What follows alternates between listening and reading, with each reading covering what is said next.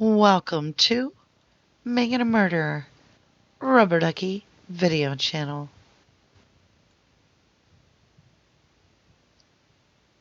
Welcome back to our daily MaM reading of the CASO Investigative Reports, and this is part 95. Page 941. At 2019 hours, property tag number 8367, identified as a tan-colored piece of carpeting from the hallway of Steven Avery's residence, was unrolled and analyzed. Photographs were taken of the carpeting and examined.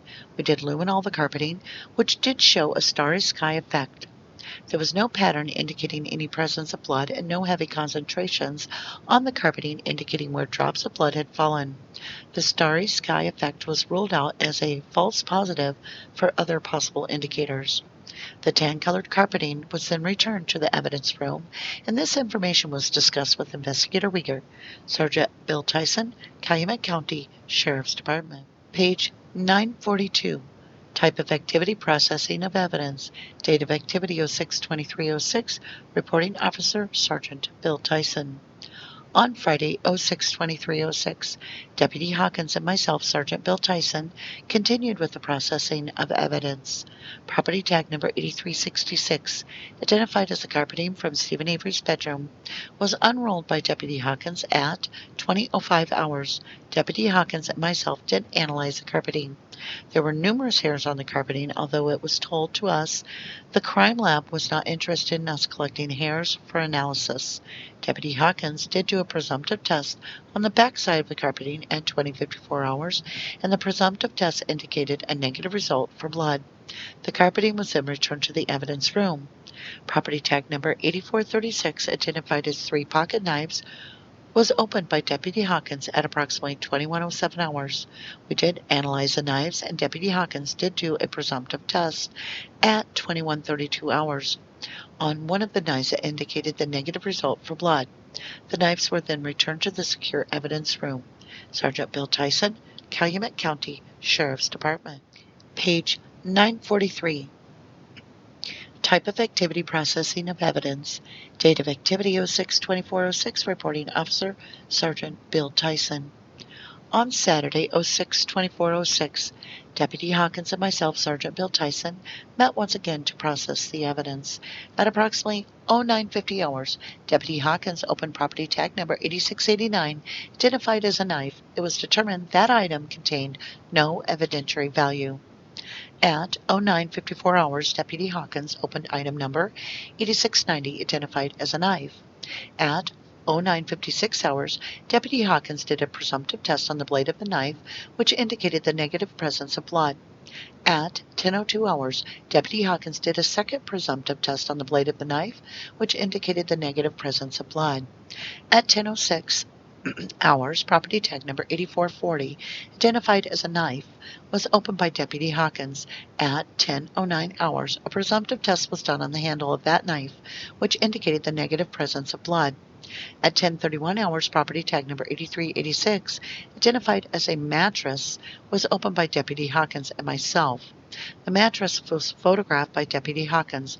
A total of 5 presumptive tests were done on the mattress, all indicating the negative result for blood. These presumptive tests were done on both sides of the mattress and were completed at 10:39 hours, 10:41 hours, 10:47 hours, 10:48 hours, and 10:56 hours. The mattress was returned to the secure evidence room. At 12:32 hours, property tag number 8606, identified as 2 paint thinner bottles, were opened. 3 presumptive tests were done on the paint thinner bottles, all of which tested negative for the presence of blood. The paint thinner bottles were then returned to the evidence room. Sergeant Bill Tyson, Calumet County Sheriff's Department. Page 944, type of activity: interview of Jody Stachowski. Date of activity: 08/31/06 at 10:30 a.m. Place: Manitowoc County Sheriff's Department. Reporting officer: Investigator Mark Weger. On 08/31/06, I, Investigator Mark Weger of the Calumet County Sheriff's Department, went to the Manitowoc County Jail at approximately 10:20 a.m. I did go into the lobby of the jail.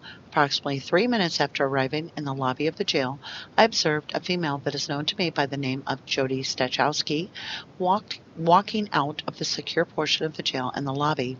When Jody walked out, she immediately recognized me and said, "I suppose you're here to talk to me." At that time, Jody and I both walked outside. I asked Jody if she had a few minutes, if she would be willing to talk to me. Jody then requested that I provide her with a cigarette, which I did. Jody then stated she had a few minutes, but could not talk long because she had a ride waiting for her. I informed Jody at that time that she was not under arrest and did not have to speak with me if she did not want to. Jody indicated to me she understood this and still agreed to speak with me. While standing outside, I told Jody that we would go up to the investigators area in the sheriff's department so that we could sit down and do an interview. Jody agreed to go with me to the sheriff's department at that time. Upon arrival at the sheriff's department, I did meet with Jody in an interview room, which is audio and videotaped. Again, when I met with Jody, I informed her that she was not under arrest and that she did not have to speak with me and she could get up and leave at any time. Jody indicated she understood this. The following will be a transcript of the videotaped interview of Jody. Uyghur: all right. So, when did you get put in? Jody: Tuesday. Uyghur: Tuesday. I just want to make it clear to you, you're not under arrest or anything. Jody: no. Page 945. Uyghur: you don't have to talk to me, you understand that? You can get up and walk out anytime, okay? Why don't you try the door just to prove it? Jody: I'm not worried. Uyghur: okay. So you can walk out of here anytime, you know that. Jody: yeah. Uyghur: you don't have to talk to me. Jody: yeah. Uyghur: all right. 31st today already, huh? Jody: mm-hmm. Uyghur: okay. You want me to show you the phone calls first? Jody: yep. Uyghur: and see how many there are? Jody: well, there's probably quite a few. Uyghur: yeah, there is. I suppose now it's shut up on me because it was sitting here in here too long. So if it comes back up or I gotta restart it, looks like I gotta restart it. Jody, laughing. Uyghur: so, a minute or two making noise, that's a good thing. Jody: yeah, it is. Uyghur: me and computers usually don't get along very well. Jody: no? Uyghur: no. Jody: I'm good with computers. Page 946. Uyghur: are you? Jody: yeah. And seeing I got you here? Uyghur: sure. Jody: can I come down there and get my stuff? Uyghur: come down where? Jody: wherever you have my stuff. Uyghur: what do we have of yours yet? Jody: Chilton? Uyghur: do you know? Jody: the bed. A lot of stuff in the filing cabinet. My dog's ashes, if you still have those. Uyghur: if we took it, we have it. Jody: my daughter's grass skirt, and I don't know what else. I've never seen a list actually of everything you took. Uyghur: well, why don't you do this? Put together a list of what you think we took. Jody: mm-hmm. Uyghur: and I'll see what we can do about getting that back for you. How's that? Jody: okay. Uyghur: all right. Come on over and take a look. This thing's shut off. 667. That's all Debbie's. Jody: mm-hmm. Page 947. Uyghur: here's the date. The 15th, the 15th, the 16th, the 16th, the 16th. Let's see, there's 17th, 17th, 18th, 18th, 18th again. And that's as far as I got. I got the other one, but I didn't bring it along. Jody: okay. Uyghur: matter of fact, up until day before yesterday, he had made a phone call to her. Jody: yeah, I believe it. Uyghur: you want to listen to any of them or? Jody: the last two. Uyghur: okay. We'll put the last one on here and see what it sounds like. Jody listening to phone conversation. Jody: so she's taken him money, huh? Why would he ask me to bring him money then? Uyghur: she's taken him money. Jody: well, good. She can keep taking him money. Uyghur: want to keep listening or is that enough? Jody listening to phone conversation. Jody: that's good, I guess. Jody listening to phone conversation. Uyghur: well, I just thought you should know what's been going on. Jody: yeah. Uyghur: 'cause you're... Jody: I had a feeling he was still talking to her. Page 948. Uyghur: you're kind of in the dark now, 'cause you have to stop contact and everything with him. And Jody: mm-hmm. Uyghur: so, Jody: and she won't even lift the contact so I can tell him, face to face that it's over? Uyghur: mm-hmm. Jody: I want nothing to do with him. Uyghur. Well, the problem is from my understanding and talking to your agent, when the pastor and him talk, they talk about you once in a while. Jody, Uyghur, what you doing and the money you're making and things like that. So that's what got you put in there the day before yesterday, okay? Jody, actually, I believe it was because last Tuesday when he had court, I had to come to town and we passed him. Weird. Jody, that's what I thought it was for. Weird. And she talks. They talk about that on the phone too. It was for that as well, which was contact, which you're not supposed to have. Jody, yeah? Weird. Again, whether you knew it was going to happen or not. Jody, no, I didn't. Weird. Okay, okay. How long did you guys follow them from Chilton or what? Jody, yeah. Page 949. Weird. Where did you meet up with them? Jody, on Highway 151, I guess. I don't know. I was sleeping and all of a sudden she slammed on the brakes. I opened my eyes and there was a cop car in front of us. Weird. Okay.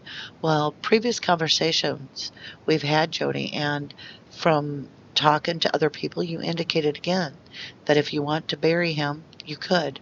What does that mean? Jody, I got a lot of dirt on him. Weird. Well, what do you mean dirt? I'm going to ask you right out. Do you have any information about Jody, the murder? Weird. The murder. Jody, no, I don't. Weird. Has he ever talked to you about that? Jody, no, he hasn't. Weird. Okay. Jody, and believe me, I've tried. Weird. What do you think happened knowing all the evidence? Jody, I don't know. Weird.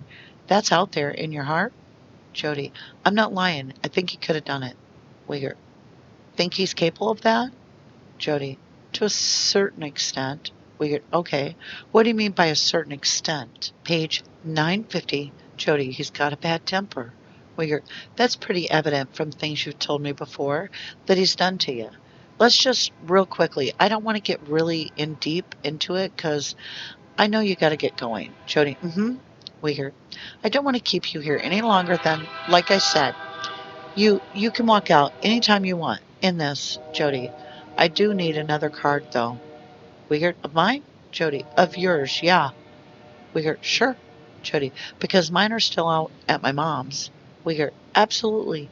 I'll give you that right now. Jody. And I'm getting a cell phone tomorrow morning so I can. Weird. I'll do that. Jody. Call that number. Weird. I'll put my pager number on here.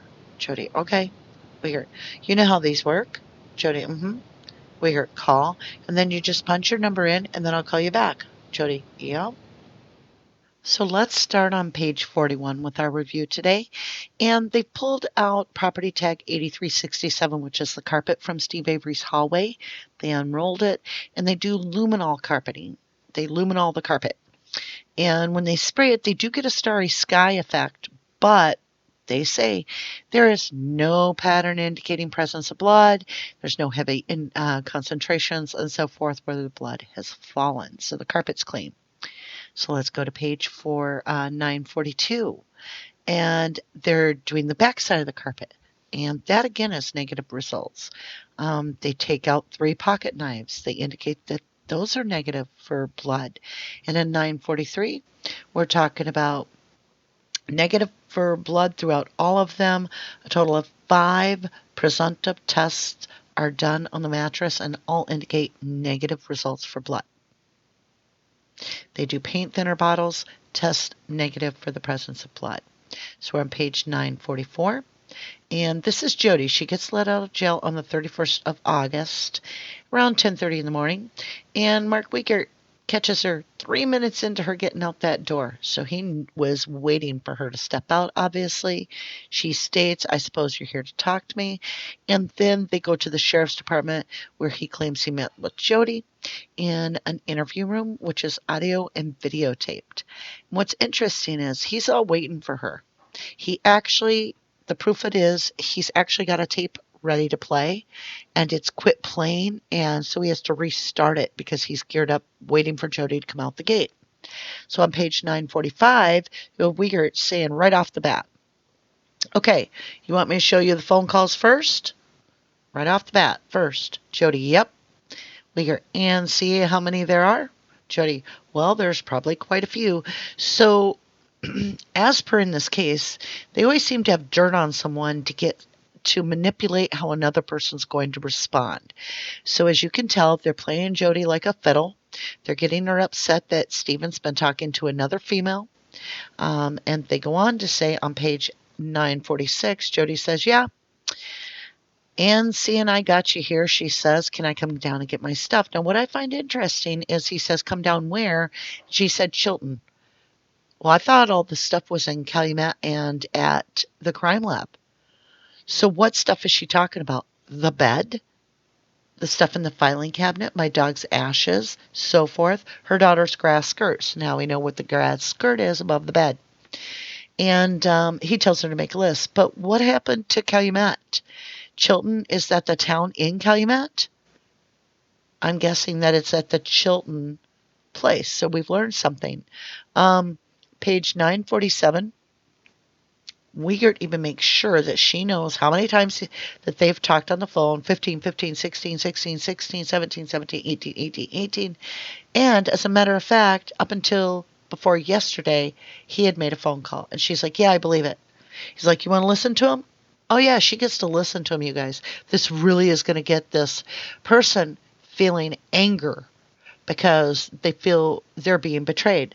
So she listens to 2 calls, and she hears that money is being exchanged, and she says, so she's taking in money, huh? Why would he ask me to bring money then? And Wiegert confirms it. Yep, she's taking in money. And he goes on to talk on 948 how everything that's being spoken of is getting her in trouble. So she says, well, I want nothing to do with him. And on 949, she comes clean, and now she's ready to work with them. No, you have a biased person that you've just angered. If you're really doing your job, is that really the way you want to get information? Is from somebody that you've angered and incited to have a reason, a motive to incriminate the other person to the point that they may even lie because they're angry?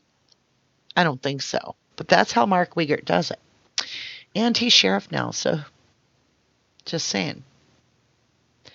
Says, Jody, I got a lot of dirt on him. Wiegert, well, what do you mean dirt? I'm going to ask you right out. Do you have information about the murder? She says, no, I don't. Jody says, believe me, I've tried. He says, what do you think happened knowing all the evidence? And Jody says, well, I don't know. On page 950, she talks about him having a bad temper, and we're back at the races again. And then she's setting up a time to work with him. We call, and then you can just punch your number in, and then I'll call you right back. Jody, oh yeah, yep.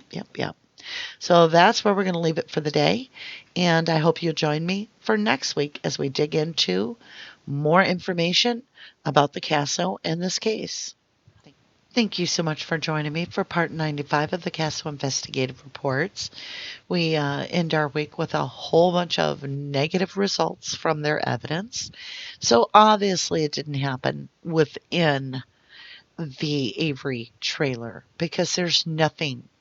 They run out of presumptive tests at the time because they've used them all up and they have to go get more. And they're still negative. The carpet, the bedding, the walls, you name it, knives, nothing shows that the victim was ever within that home. And none of the items they're testing are showing any signs of blood. So that is why they should not be in prison. Now, we've come across some more information, and we're going to share that with you on our Friday night podcast that's coming up, Late Night Puddle Talk. And I hope you'll join us later this evening for that. And I hope you have a wonderful weekend as well.